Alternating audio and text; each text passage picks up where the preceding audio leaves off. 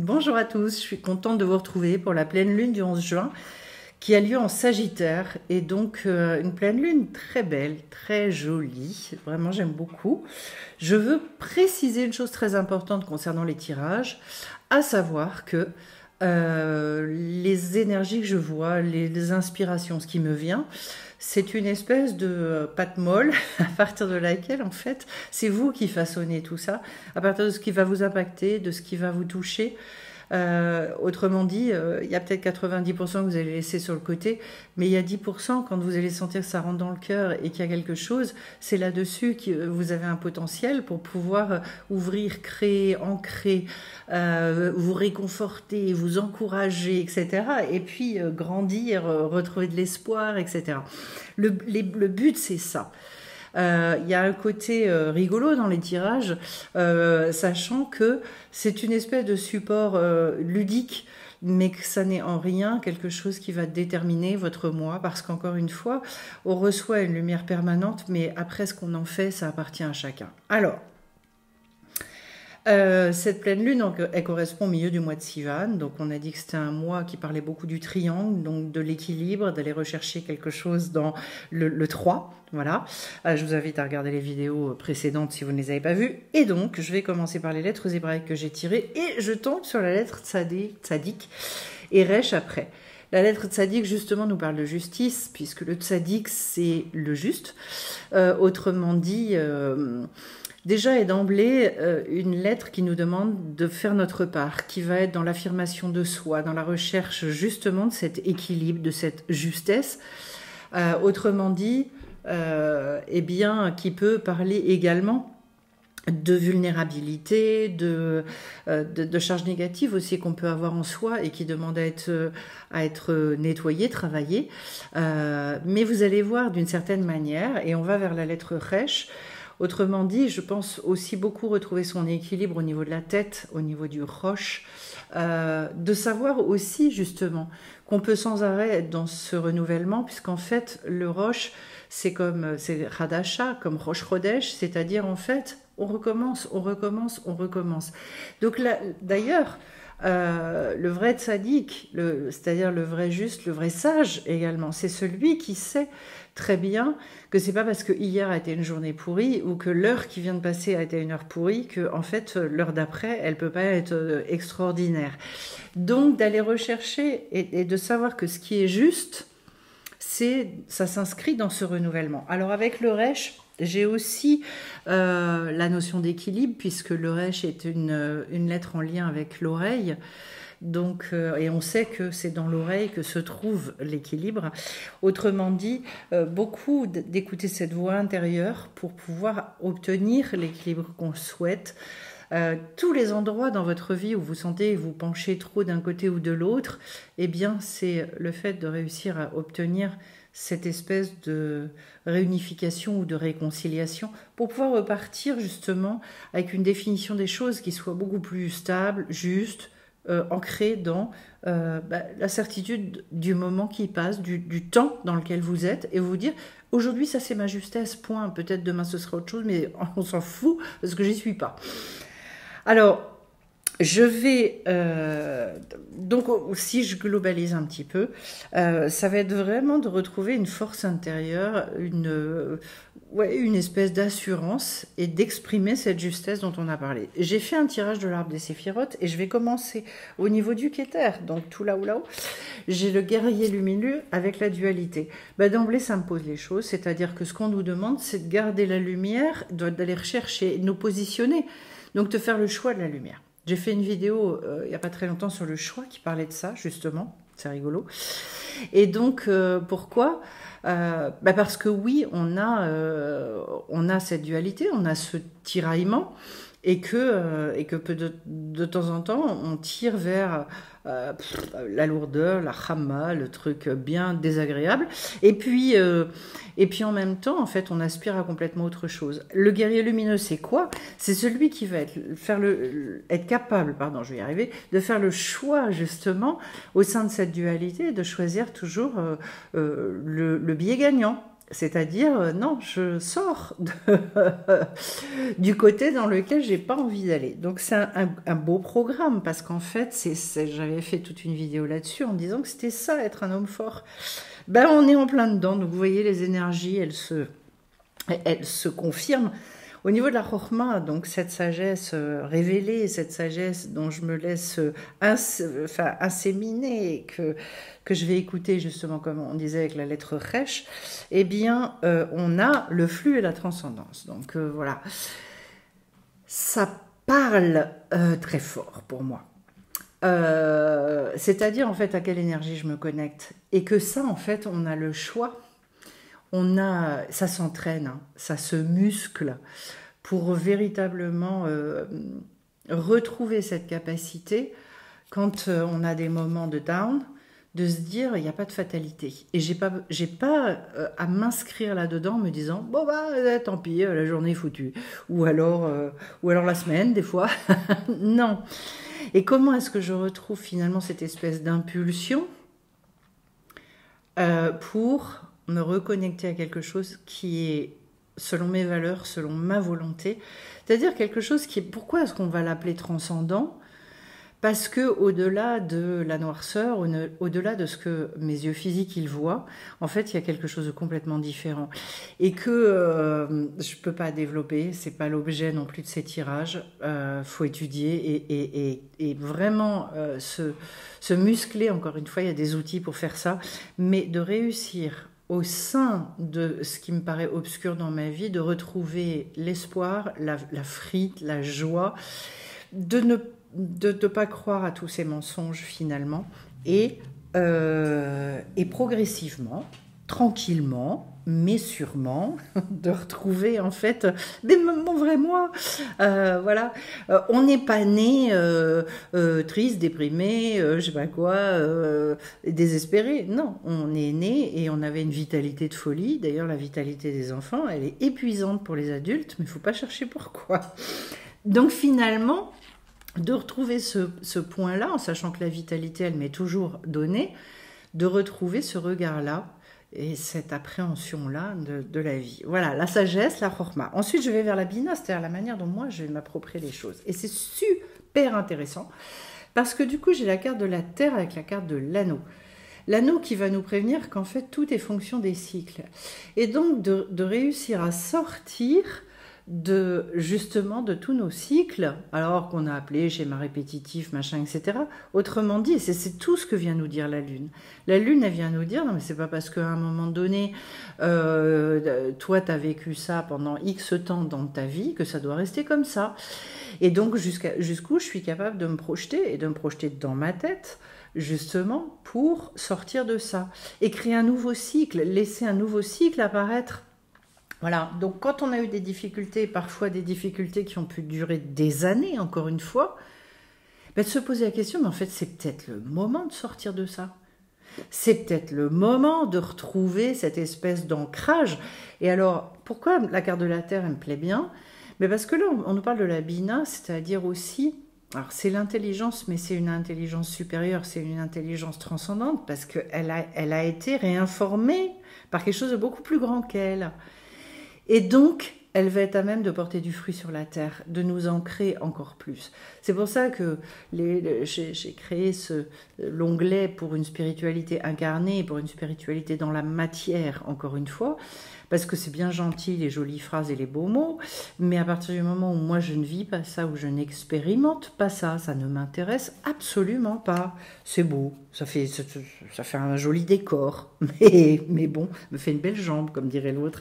Donc, autrement dit, voilà, des cycles qui sont des cycles qui vont, et même dans la tête, une période, il y avait une chose qui me paraissait complètement inconcevable, c'est qu'on pouvait arriver aussi à une maîtrise des pensées, c'est-à-dire qu'on pouvait s'atteler et avoir l'ambition de nettoyer ses pensées et de se dire non mais ça non, en fait je n'en veux plus, je ne veux plus que ça fasse partie de ma vie. Je me disais à la limite, bon, ces actions, why not, ces paroles, oui, mais bon, quand même, on a beaucoup besoin de dire aussi des fois des choses négatives. Et alors les pensées, ça me paraissait complètement inaccessible. Et donc, Mais rien ne nous empêche d'avoir l'ambition, en fait. Pourquoi est-ce qu'on va renoncer? Parce que ça nous paraît inconcevable et parce que nous, on pense qu'on doit obtenir ça par nos propres forces.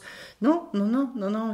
On n'est pas condamné à avoir des pensées débiles et qui nous amènent dans des lieux pourris. Non, non, pas du tout. Alors, au niveau du date, maintenant. Le date, c'est toute la manière dont je vais pouvoir justement vivre les choses et me les approprier. Eh bien, j'ai le monde d'en haut. Autrement dit, toute ma capacité à aller rechercher la connexion, toute ma capacité à comprendre que ma véritable identité, c'est justement ce qu'on appelle le Yetzer-Tov, c'est-à-dire en fait, ça passe par mon Yetzer-Tov, d'ailleurs toutes mes bonnes volontés, toutes les... qui sont mes vraies volontés en fait, parce que rarement on se lève le matin en se disant je vais faire n'importe quoi, je vais faire que des trucs pourris, non. Donc, et de se dire c'est ça moi, parce que c'est ça ma vraie volonté, et de vivre avec ça. Et j'ai la carte de l'amulette avec. L'amulette, vous savez, c'est tout ce que ça va représenter, un peu le gris-gris. Bon. Qui finalement n'a aucun pouvoir en lui-même. Hein. Le gris-gris n'a de pouvoir que ce que nous, on croit qu'il a. C'est tout. Ça veut dire quoi? Ça veut dire, plus je vais avoir de Emouna, plus je vais avoir confiance, en fait, dans ma Neshama, dans le fait que j'ai une partie divine et que je vais m'accrocher à ça. Et que, en fait, c'est toute ma capacité à me comment dirais-je, à me cramponner. C'est un mot fort, mais c'est ça. Je vais me cramponner à ça. Me dire, je lâche pas ça, je ne lâche pas ça. Alors, encore une fois, ça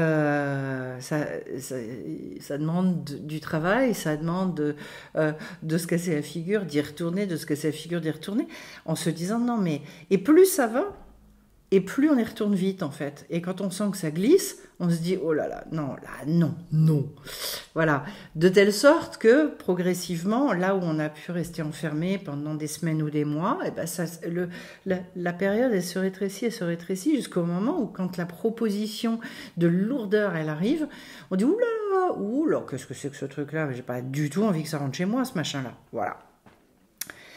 Donc des très jolies expérimentations. Au niveau des midotes maintenant, c'est-à-dire des mesures, toutes les caractéristiques, ce qu'on a dans le tempérament, eh bien en fait, donc ce qu'on appelle qualité et défaut, mais qui n'a pas de sens en réalité dans la sagesse et l'idée hébraïque. Je vais commencer par le chesed, c'est-à-dire la bonté, la générosité, l'ouverture, la capacité à avoir une vision très large des choses. J'ai le bâton avec la vie, rien que ça. Donc c'est quoi ce chesed-là? En sachant que le chesed, il va devoir nourrir toutes les sphirotes qui vont être en dessous. C'est-à-dire que tout part de la bonté. Autrement dit, le regard que je vais devoir imprimer, ça va être le regard du bâton et celui de la vie. Le bâton, c'est une fermeté. C'est celui qui est capable de faire preuve d'autorité, c'est-à-dire, autrement dit, c'est une décision. Si vous n'avez pas encore pris cette décision dans votre vie, mais faites-le, c'est une occasion. Hein. Même si après vous vous cassez la figure 10 000 fois, on s'en fout, vous allez y arriver. C'est-à-dire, je décide de tout voir selon cette générosité, cette ouverture, cette bonté, un cœur prêt à finalement de tout défoncer dans ma vie selon cette vision-là. Et le fait de mettre la carte de la vie à côté, pour moi, c'est waouh. C'est-à-dire, en fait, c'est le choix de la vie. Parce que je sais que si je ne m'inscris pas dans cette énergie-là, de toute façon, de l'autre côté, ça va être la mort. Ça va être que des trucs où ça va détruire au lieu de construire. Donc stop, quoi.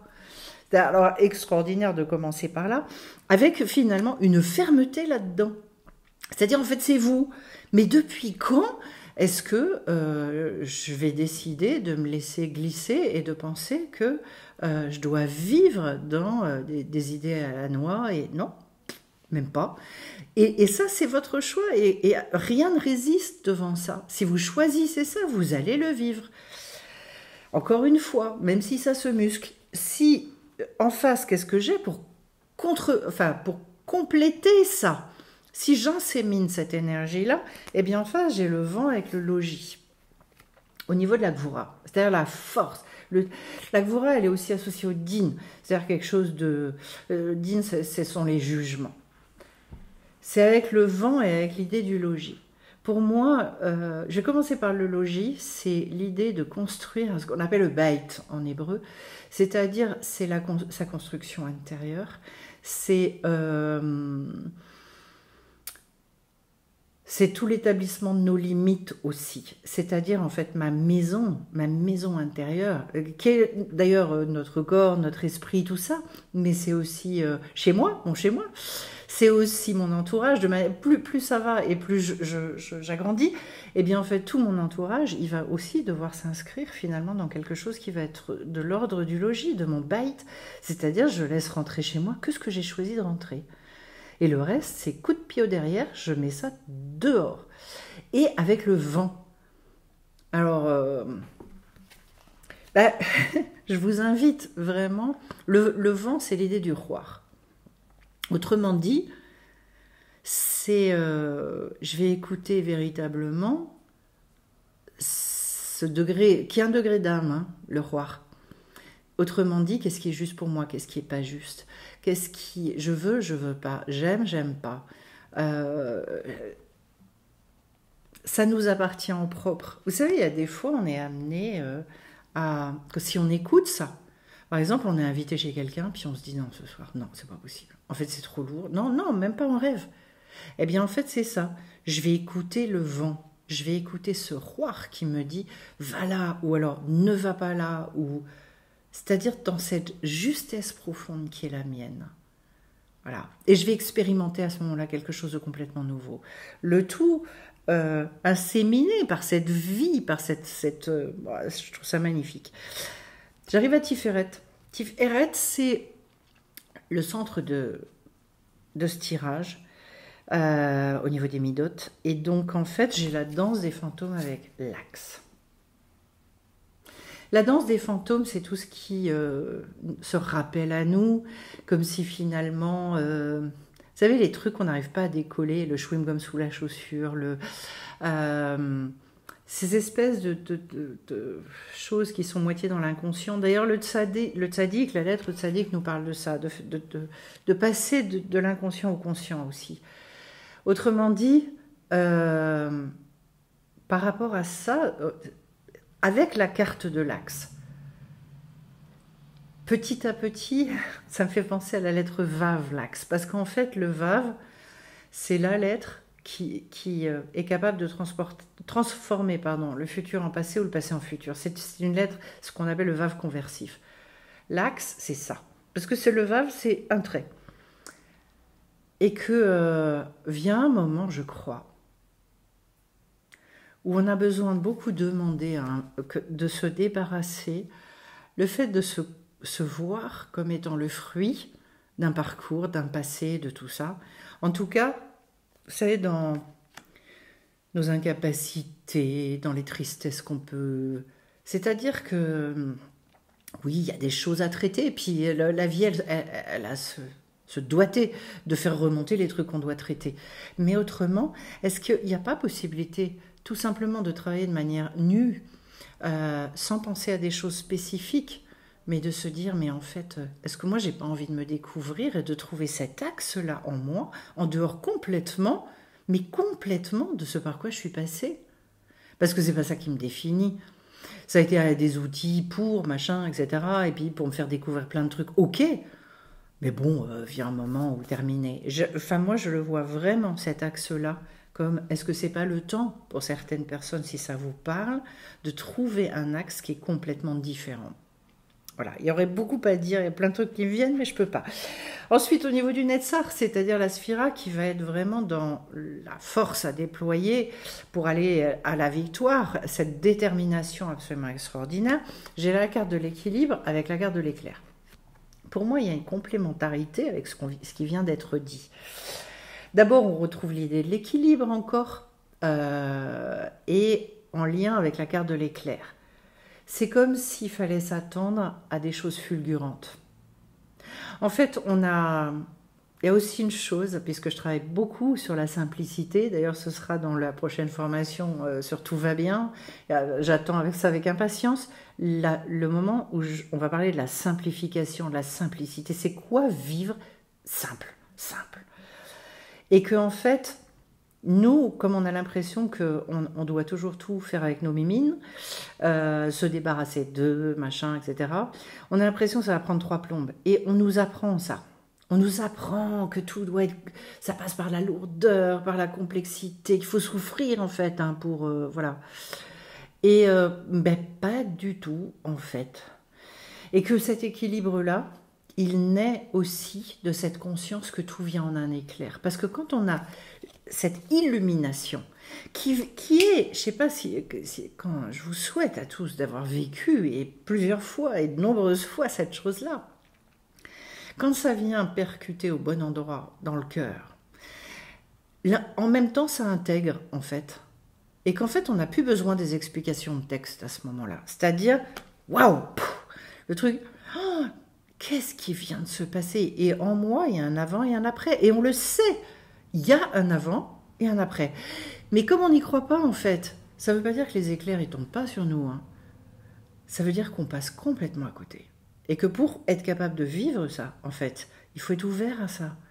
S'attendre à ce que nous on appelle le miracle d'ailleurs, parce qu'en fait on se dit oh là là, mais ah ouais, c'est presque énervant les gens qui vous disent qu'ils vivent ça et ils disent waouh, je suis parti avec tel truc, tel... et puis pas, j'ai vécu ça, fini, terminé, rideau. Ah, vous dites ouais. Bon, non, faut vivre, faut vouloir le vivre, c'est tout, faut embarquer là-dedans. Donc ça veut dire aussi que l'équilibre de l'être humain, il passe par ça, il passe par ces moments de fulgurance, pour lesquels, en fait, si on a fait notre part, on a demandé, on a, etc., ça c'est une évidence, si on ne demande pas, on ne reçoit pas. Mais en revanche, évidemment que ça va venir, et qu'en fait, ça vient toujours comme ça. Ça vient toujours comme ça, parce que la révélation, pour avoir une révélation, c'est pas attendez, je vais vous envoyer un dossier de 300 pages, vous allez bouquiner et ça va venir. Non, ça c'est la rame, ça c'est le truc côté lourdingue. Donc voilà, la victoire, elle vient comme ça. La détermination, elle naît de ces expériences-là. En face, j'ai le Ode. Autrement dit, tout ce regard la vie est belle, quoi. Mais pétard que la vie est belle. C'est une capacité à voir les choses dans un esprit de gratitude. Mais c'est pas de se dire ah oui c'est beau, ah oui c'est non en s'auto-flagellant. Hein. Non, c'est qu'à un moment donné là aussi c'est que j'en suis persuadée parce qu'en fait ça me fait vibrer et que j'ai les poils qui se dressent. Donc je vais le vivre cette chose-là. Et là j'ai la quête de vision avec l'amour. Alors pour moi, d'ailleurs il faut demander à avoir cette vision-là. Mais cette vision-là, elle va venir effectivement à partir du moment où il y a cet amour. Un amour qui n'est pas un truc béat. Hein. L'amour, justement dans la prochaine formation, là aussi, ça va être le premier pilier, qui est vraiment sur la valorisation, sa valeur intrinsèque. Donc c'est s'aimer en fait. C'est comment j'arrive à faire un avec moi. Donc au lieu d'être dans une espèce de combat, l'amour c'est ça. Hein, en hébreu, ahava et echad, donc l'amour et l'unité, c'est la même valeur numérique. Autrement dit, c'est la définition de l'amour. Comment j'arrive à faire un. J'arrête de m'auto-flageller, de me parler mal, de tout ça. Avoir cette quête de vision. D'ailleurs, enfin, la carte, regardez-la bien, elle est quand même magnifique. C'est une espèce d'ouverture. Si on regarde bien, il y a d'ailleurs une lumière qui émane du cœur de l'être. Et puis c'est comme si ça jaillissait. C'est un jaillissement à un moment donné. C'est pour ça qu'en fait, ça nous dépasse. Il y a quelque chose là-dedans, on sent bien quand on a ce rapport à la vie, que c'est quelque chose qui nous est donné, c'est quelque chose, c'est cadeau, c'est bénédiction, parce que c'est parce qu'on a accepté de recevoir cette chose-là. C'est pas un truc qu'on fabrique en fait, et c'est là tout le temps. C'est ça le pire d'ailleurs. Quand je dis le pire, c'est parce que ça peut être très énervant de ne pas réussir à le vivre, mais c'est comme ça. Ensuite, j'ai quoi? J'ai la carte de l'aigle avec la carte de l'abondance au niveau du Yesod. Il y a deux idées phares pour moi. D'abord, c'est de savoir qu'effectivement, la vie, elle veut nous donner en abondance parce qu'en fait, elle a envie qu'on profite, elle a envie qu'on kiffe à fond. Et l'aigle, c'est quoi? C'est celui qui justement a cette vision-là. Ce qu'il y a d'extraordinaire, moi j'avais vu, il y a des années de ça, mais j'avais vu un reportage sur l'aigle. D'abord, la vision qu'il a, qui est hallucinante. Enfin, je veux dire, on n'a pas le millième de la capacité visuelle de l'aigle. Il voit d'une hauteur absolument incroyable. Et quand, en fait, il a vu sa proie, quand il a vu le but qui s'était fixé, qu'est-ce qu'il fait? Il pique. C'est-à-dire, en fait, c'est là, il vole plus. En fait, si, quand il est en l'air, puis à un moment donné, quand il est au bon endroit, au bon moment, tout ça, il se laisse porter par le vent. Et c'est juste le poids de son corps et le fait de se faire, alors comme une espèce de fusée, quoi. Et il pique sur le truc. Mais c'est impressionnant, de précision, d'aisance, de facilité. Ben, on devrait vivre comme ça. Donc en fait, c'est incroyable d'avoir ça au niveau du Yesod. En fait, le gros problème, c'est que nous, on n'a pas la vision. Donc, en fait, tu piques, mais tu sais pas où tu piques. Donc, tu es là, et c'est dur, et c'est compliqué. Et ça, c'est vraiment dans la définition des objectifs, ce qui va très bien avec la lettre Resh. Et non, je peux pas tout dire. Bref, je voulais quand même le mettre en lien avec le Sagittaire, parce que j'ai oublié de le faire. Mais voilà, ça débarque, ça arrive, ça aussi, c'est toute la... Alors, ce Sagittaire, qui est un signe que j'adore, un signe que j'affectionne vraiment particulièrement, en sachant d'ailleurs que le signe du Sagittaire, c'est je vois, c'est la vision. Il a une vision des choses, et il a une vision, en règle générale, très large. Le Sagittaire, vous savez comment il est représenté. On dit que c'est le centaure qui justement est formé au tir à l'arc. Et donc en fait, c'est celui il fixe ses objectifs, puis quand il a ses objectifs, en fait, il va atteindre ses objectifs. S'il y a un signe qui représente rien ne résiste devant la volonté de l'homme, c'est lui. J'ai décidé, j'y vais. C'est en même temps un signe qui est extraordinairement spirituel. Mais je dirais dans une spiritualité décontractée. Il est impressionné par la spiritualité et il va s'en approcher avec beaucoup de circonspection. Ce qui est aussi une sagesse, hein, de ne pas donner du crédit à n'importe quoi, etc. etc. C'est un signe d'ailleurs qui est très appréciable parce qu'il y a une facilité, il y a une aisance à vivre avec un Sagittaire. Parce que tout est relativement facile. C'est pour ça qu'il passe aussi pour un signe de chance, un signe de facilité, là aussi, et de simplicité. Voilà. Et donc, c'est quelqu'un en même temps qui aime s'engager, c'est quelqu'un qui va avoir à cœur d'explorer de nouveaux horizons, de voyager, d'expérimenter, voilà. Et donc, en fait, d'où le fait que c'est un signe qui a besoin d'espace. D'élargir. Eh bien, je ne sais pas si vous voyez dans la pleine lune ce que ça nous indique aujourd'hui. Ça veut dire on est amené, on est porté par des énergies qui sont de l'ordre de cet élargissement-là. Et je vais donc finir avec la Malroute, donc notre monde, le monde de l'action. Et j'ai la flèche et le corps. Donc vous voyez que c'est absolument incroyable, puisqu'en fait on retrouve l'idée de la flèche, comme avec le Sagittaire, comme avec ce qu'on vient de décrire. Autrement dit, si j'ai pas de cible, si j'ai pas défini les choses de manière extrêmement concrète, eh ben, je suis là, me balader, je sais pas qui je suis, je sais pas où je vais, je sais pas. Et là, la vie, elle est dure. Là, la vie, elle est rude. Voilà. Et encore une fois, ces petits objectifs-là, allez-y pas à pas. C'est des petits objectifs. Selon l'endroit où on se trouve, il faut que ce soit des objectifs extraordinairement réalisables et des choses qui sont faisables avec le corps, c'est-à-dire hyper matériellement. Que le corps, il adhère à ça. Autrement dit, je dirais qu'à un moment donné, c'est l'élan aussi qui est un élan vachement physique, vachement...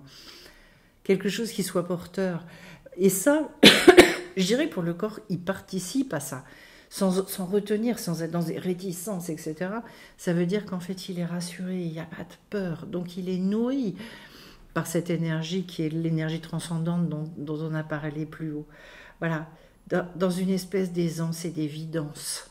Voilà. Et que tant qu'on n'en est pas là, à mon avis, il vaut mieux se reposer. Enfin, cool, tranquille, je vais définir justement. Si j'ai pas bien défini, je vais définir, et puis c'est tout. Mais, de mettre en œuvre justement à partir de à partir de là où j'en suis, encore une fois, chacun selon son niveau, peu importe. Et il n'y a pas de petit ou de grand. Il y a des fois, on a l'impression qu'on va faire des grands trucs. Et puis... Alors, je vais tirer 3 cartes. Pouf, pouf, pouf. Alors, génial. Alors, la première carte, on verra à qui ça parle. J'ai la carte du pardon. Donc peut-être un grand besoin de se pardonner certaines choses, de lâcher et de se dire, bon, jusqu'à quand je vais m'en vouloir, jusqu'à quand je vais culpabiliser, ou vis-à-vis de soi, ou vis-à-vis de quelqu'un d'ailleurs. Hein. T'as à dire, stop, quoi, faut arrêter avec ça. J'ai fait ce que j'ai pu, j'ai fait comme j'ai pu, les autres ont fait comme ils ont pu, on a tous fait comme on a pu, et qu'il y a eu plein de maladresses, il y a eu plein de trucs, mais stop.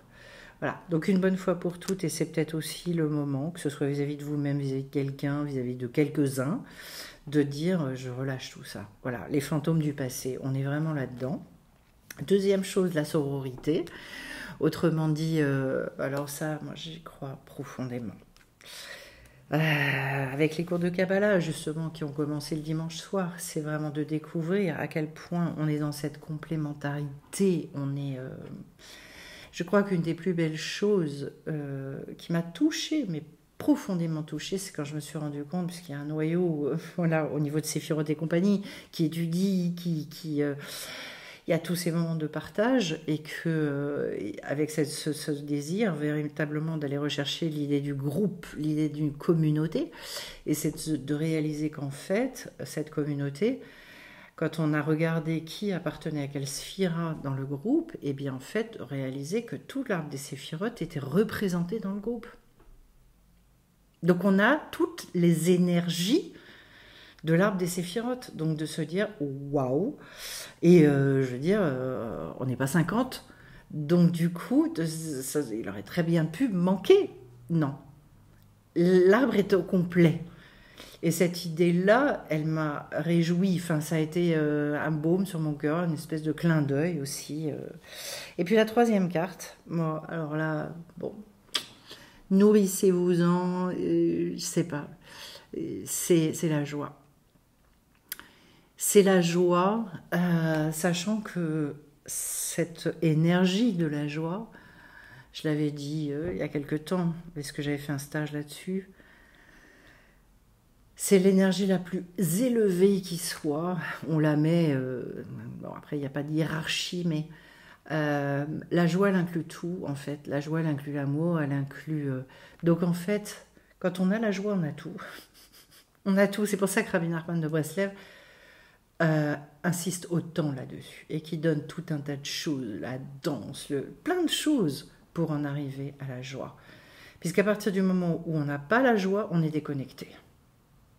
Donc comment est-ce que j'arrive à vivre dans cette joie-là?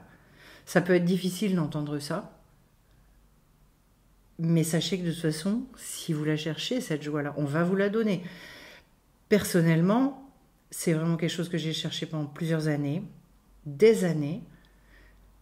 Je savais que ce serait la dernière chose qui viendrait, mais ça ne m'étonne pas parce qu'en fait, ça inclut tout. Et voilà. Donc, est-ce qu'on arrive à vivre tout le temps dedans? Non. Mais plus ça va et plus on s'inscrit là-dedans et plus... c'est comme tout. Ce qu'on nourrit, ça se développe, ça se déploie, ça se renforce.